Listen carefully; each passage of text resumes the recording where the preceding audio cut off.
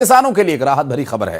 राज्य सरकार ने भावांतर भुगतान योजना के तहत सोयाबीन का नया मॉडल रेट 4,235 रुपए प्रति क्विंटल जारी कर दिया।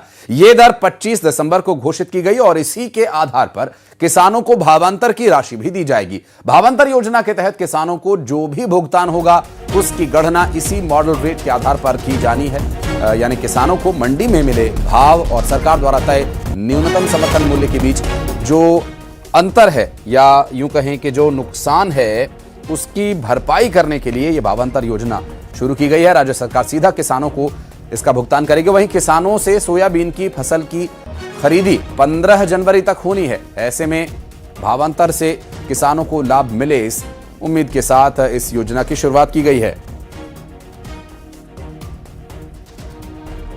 बात करेंगे हमारे सहयोगी शैलेंद्र भदौरिया इस वक्त हमारे साथ जुड़ गए।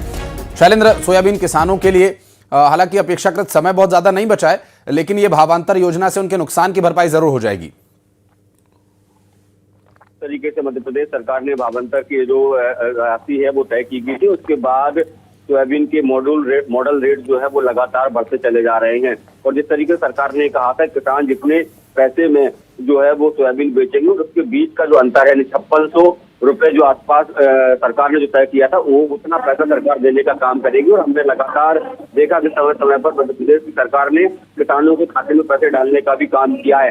इस तरीके से मुख्यमंत्री डॉक्टर मोहन यादव ने ऐलान किया था कि जो भी किसान सोयाबीन उत्पादक है वो अपना पंजीयन कराएंगे और बताएंगे कितने में उन्होंने फसल लगाई और उसके बाद जो भी रेट है वो बेचेंगे। लगभग 4,000 रुपए का पहला मॉडल रेट आया था, लेकिन धीरे धीरे करके लगातार मॉडल रेट बढ़ता चला जा रहा है, जिसका किसानों को भी लगातार फायदा हो रहा है। जी, लेकिन अब शैलेंद्र, जो नुकसान है या जो अभी अपनी फसल बेच चुके हैं या जिनकी पर्चियां बन चुकी हैं, अब चूंकि ऐलान तो कल से हुआ है, तो क्या ये तुरंत प्रभाव से प्रभावी माना जाएगा? जो पहले बेची गई सोयाबीन की फसल है उसके अंतर को भी कम करने के लिए किसान क्या लाभार्थी पात्र बनेंगे?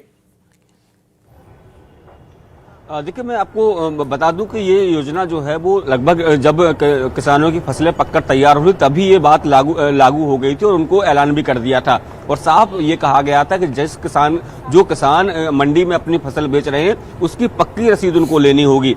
पक्की रसीद के आधार पर ही तय हो पाएगा कि आखिर उन्होंने अपना सोयाबीन किस रेट में बेचा। माना कि उन्होंने अगर सोयाबीन 4,000 रुपए के रेट में बेचा और मध्य प्रदेश सरकार ने 5600 रुपए रेट तय किए थे, तो बीच का जो 1600 रुपए प्रति क्विंटल का पैसा है वो सरकार देने का काम कर रही है।